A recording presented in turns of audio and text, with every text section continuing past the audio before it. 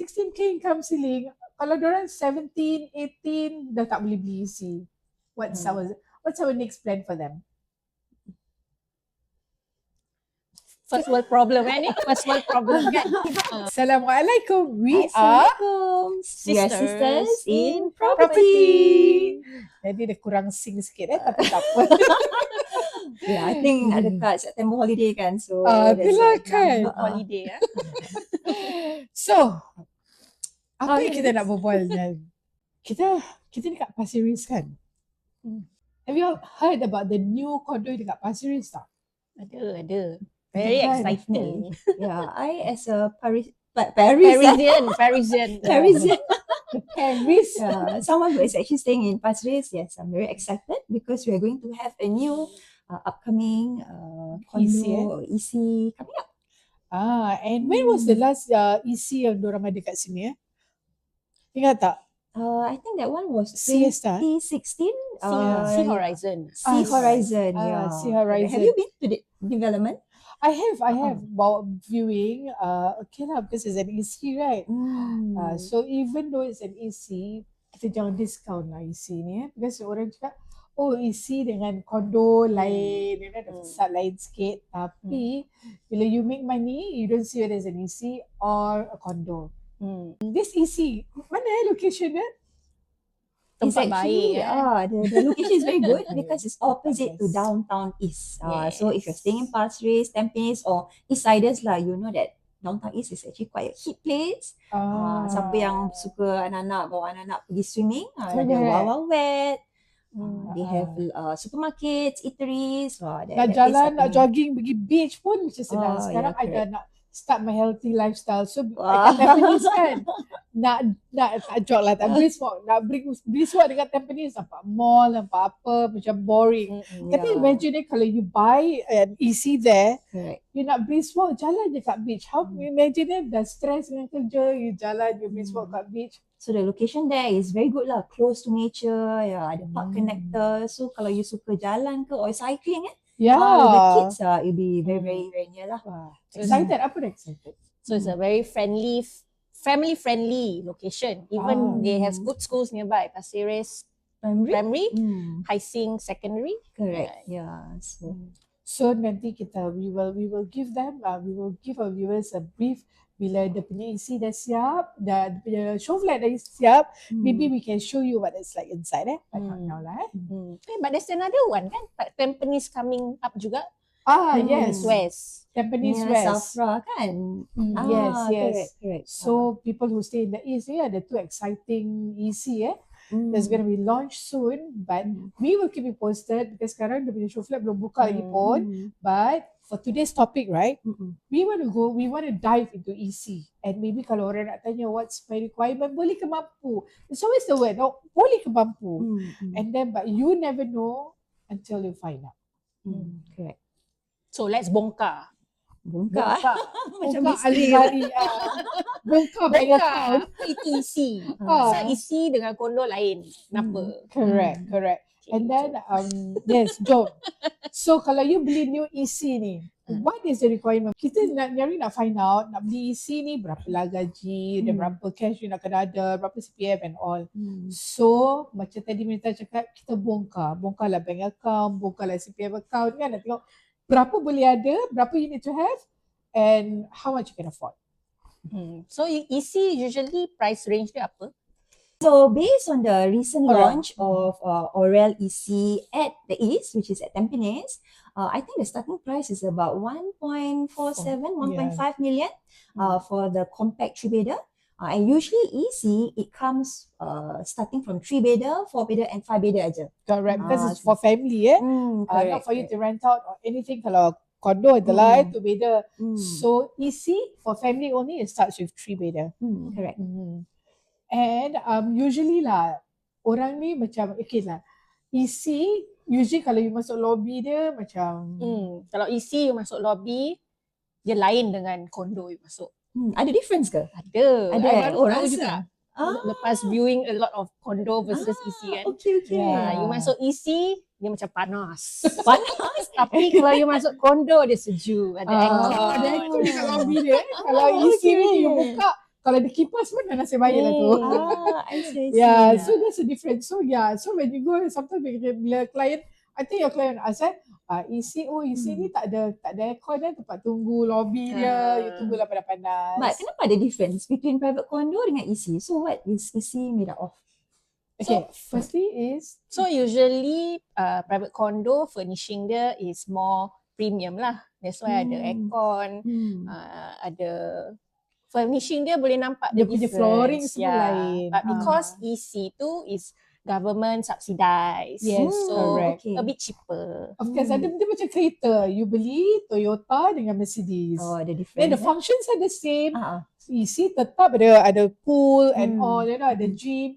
But it's just the quality. Of course, you buy a Honda atau Toyota, you dapat Toyota punya quality. If you buy a BM or Mercedes, you dapat that kind of different. You can see the difference in quality. But ultimately, for those who can afford the EC, you want lifestyle. EC is actually for lifestyle lah. Untuk anak-anak, it's not for us lah. Kita nak swimming pun malas has kan. the same lifestyle lah. You can enjoy the same lifestyle. Yeah, it's actually for your kids. So kalau you ada anak-anak yang kecil yang masih nak swimming, rajin swimming, hari-hari nak swimming, EC is actually. So kalau dia government subsidized, do you get macam grants ke, or you ada macam subsidies ke, macam mana? So similar macam you beli BTO, you ada first timer grant. Okay. And talking about grants, right? If let's say you you're a second timer lah, you're the HDB resale flat, and then you want to buy an EC kan. Tapi bila you beli rumah HDB ni, the first HDB which is a resale flat, you tak ambil grant langsung.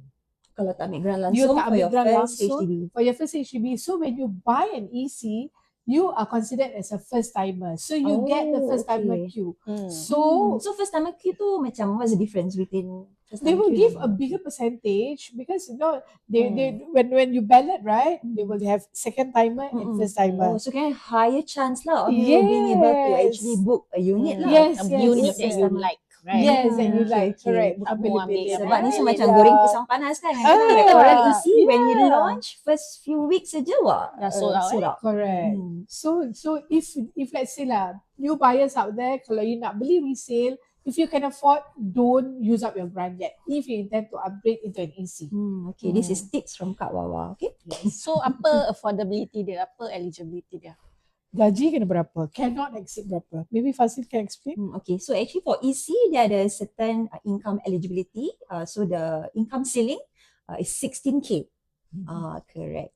Kalau 17K dah tak boleh lah I think based on some cases, boleh. It's all subject to, subject to you have to appeal to HDB correct. and such. Tapi kalau banyak sangat pun, I think kita boleh cuba. We will not say no, but we will try. But there are other alternatives. As long as gaji 18,000, okay lah, don't go into EC. Go into private property. So other than the grants and also the income ceiling, ada tak lagi conditions to buy EC? Similar to BTO juga, you have this 5-year MOP that you kena fulfill before you can sell your EC. So if not you like beli- private condo after 3 years or 4 4 years years, sekarang. then you can sell. But Yeah. EC, you must stay for 5 years. Okay. So you tak boleh think that you earn profit terus you nak sell. You must at least stay there for 5 years. Okay. What about eligibility to buy in terms of cash? In terms of monetary. So Kena dia mampu lagi ke important tidak, kan, kalau kita berbual banyak-banyak lepas tu alamak tak boleh, atau alamak your income ceiling dah burst, no point. So macam mana nak tahu whether kita mampu ke tidak nak beli this upcoming EC, especially for our viewers out there? Let's say based on 1.4 million kalau beli 3-bedder at 1.4 million, how much cash do you need, Rita? Cash 5%, so about 70K upfront. Yeah, and then because loan cuma 75%, so you have the other 20%. 20% of 20% of 1.4 million, you kena ada 280,000 either in CPF atau cash. So the balance will be, Then the balance will be loan lah, 75%, which is about 1.05 million. so kalau based on 1.4 million, I think most people are very concerned about berapa you nak bayar monthly ni. Takut nanti macam tak boleh afford. So the monthly is 4.2K, 4.2K kan? 4.2K. So even you beli EC, banyak orang ada this misconception that kalau you beli EC because it's a private property, you tak boleh pakai CPF.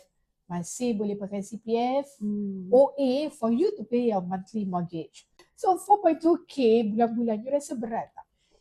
Kalau combined income 16K, 4.2K, boleh lah. Boleh kan? Actually boleh tau. Because you know why? We won't be using, maybe kalau CPF you very strong, you have this buffer, you have this holding power to help you pay your monthly mortgage. So maybe at the end of the day, 4.2K out of this, maybe you bayar 2,000 from your current CPF, and the other ribu, And the remaining? yes, the remaining 2,000 you pay from your existing CPF OA. So that one, right, is a bit deep. So nanti bila, okay lah, if any one of you interested to find out my calculation, you just call any one of us. Okay. And especially also kalau for upgraders, because you have your current house and you may be selling it at a profit, you know that your current CPF is actually locked in your current house. Yeah, so bila you jual, nanti you get lah your CPF and also your cash proceeds that can actually help fund for your next upgrade to this new launch EC. Correct. And do you need to sell your house now? Tak, like let's say lah, you nak betul-betul mati gila-gila nak rumah ni, rumah this Tak boleh tidur, tak boleh tidur, fikir alamak, this EC, and you still currently staying in your HDB. Do you need to sell it now? So this is the difference between EC and buying a private condo. EC, you tak payah nak jual your rumah first. You can stay until the EC is completed. Maybe 3 years it will take. After 3 years dah complete, baru you can start selling your house and move into your new EC. Then kalau gitu loan macam mana? Because you buy sekarang tapi you tak jual your house, then how is the loan like?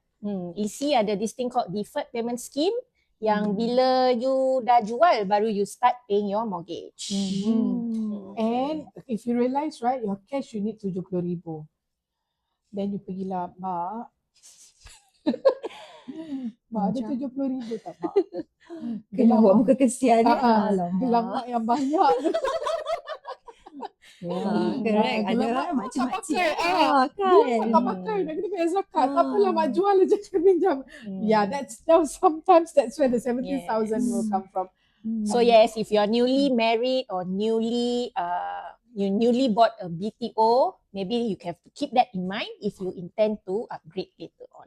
Save duit. Yes, correct. Save duit. CPF. Plan ahead lah. Because if that's your goal, at least you have a buffer for the next 5-6 years or so for you to save up. So bila dah jual rumah HDB tu, jangan lupa bayar mak balik 70,000 tu ya nak.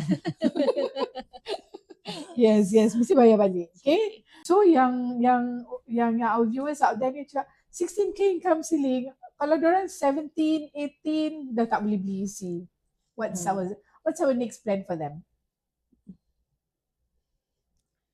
First world problem kan ni? First world problem kan? So next plan of course is you can go into private. Why private? Sometimes gaji cukup, monthly can pay, but then bila you ambil loan tu, loan dia tak cukup. So you tak dapat beli EC because kenapa loan tak cukup? What circumstances bila loan tu tak cukup? Because tadi sebab kita cakap ni EC ni subsidized kan. So they actually take your MSR, the mortgage servicing ratio. 30% of your income can be used to service your mortgage. So kalau that means if you earn 10,000, you can only use 3,000 from your pay to pay your monthly mortgages. And this kalau bila dorang kira using your MSR, the loan granted is usually lower, much lower. So maybe kadang-kadang bila dorang kira gaji okay tapi loan kurang 100-200 ribu. Nak pinjam mak pun malu. So in the end, you can fork out more cash and use up more of your CPF lah. So how do we solve this kind of problem? Kita suruh lah private. Yeah, we have those who came down during our oral punya show flat. Ada Malay buyers yang they have this kind of problem. So what do? We don't. Just the thing is they still want to buy a private property tapi not EC, so we ask them to buy private property. That means private condo lah. Where they can get higher loan Kan? So based on TDSR, which is total debt servicing ratio, is actually you can use up to maximum of 55% of your income to service your monthly mortgage and also including all your other loans like your car loan, your Tuition fee education loan, loan. yeah. Correct. So all this lah. So with that, actually, for a new launch private, you can actually get a bigger loan because it's 55%. But bear in mind, bigger loan, bigger, higher mortgages. So whatever you want, buy within your means. Very important to do kira-kira. Because nanti next week kita ada special guest kan, the next episode ada special guest. So that one you all don't miss. Sebab this special guest will share with you their journey from HDB to private. So you want to know, this is real life in the situation. So maybe if you think we are just selling, we are of course like not, but then you hear from the horses. There are cases, successful cases of Malay-Muslims who are able to upgrade from HDB to condo and even to landed after that. So nanti And dia actually orang biasa-biasa je lah kan. Macam itulah kita But because of proper planning, they were able to do this transition lah. Okay, if both of you have a chance kan untuk beli, kira mampu gila untuk beli EC dengan private. New launch Yeah. Okay. Which one would you go for first? Of course, I will get a EC because it's much lower price. The entry price is much lower than a new launch condo. So even though the loan that you get is lesser, but the entry price is also much lower. Correct. So kalau Fazlin nak beli apa? I think for me, I will also get an EC lah. So other than the lower entry price, later on after 5 years, dah habis MOP tu kan, bila you nak jual, you can actually sell it as comparatively high as compared to other private condos Around the area. Around the area also. Yeah. So imagine beli rendah, when you sell, you sell high. Correct. So they call it higher upside potential. You imagine you beli EC2 1.2. The new launch dia jual start 1.4. Okay, when after 5 years you nak sell, you can sell at 1.6 ikut the new launch 1.6, but your profit margin is bigger than the new launch. That's what they call upside potential. I see. Kan? So you learn something new about EC today. But then for our community kan, I think a lot of us prefer bigger space. Macam new launch EC, new launch condo, the size is smaller. Unless they go for 3-bedder ke 4-bedder, where the price is so much more higher lah. Macam mana? I have client yang betul-betul tak nak beli newer project because they stayed in macam EA, and then bila tengok the new launch, right, to them it's so small, macam how to live, how to survive this kind of space. Lagi ada 3 anak, ada helpers, some of them are bringing their kucing. So macam mana nak stay in such a small confined space. So they prefer to buy older condos. resale condo. Older resale condo. So you rasa, what do you think? But then they ask me this good question. Boleh ke make money from older resale condo? Ini ada news yang older condos, even those older than 40 years old, they still have demand. Kan? Siapa cakap older condos tak laku kan? Itulah. I pun sendiri tinggal old condo lah, 20 years old condo. So I beli during COVID. So kirakan there is still potential for profits. Profit, capital appreciation. And there was one condo kat Loyang juga, Loyang Valley. Yeah. Oh wow, that one really old. I think almost about 40 over years. Dekat 40 years. And also dia macam tercampak kan. Dia punya Loyang Valley is like, the location is like ke dalam, habis tak ada MRT. But when we saw a recent transaction, the person bought in 2020 and then jual 2025, the 2-bedder. You know how much profit they make? 400,000.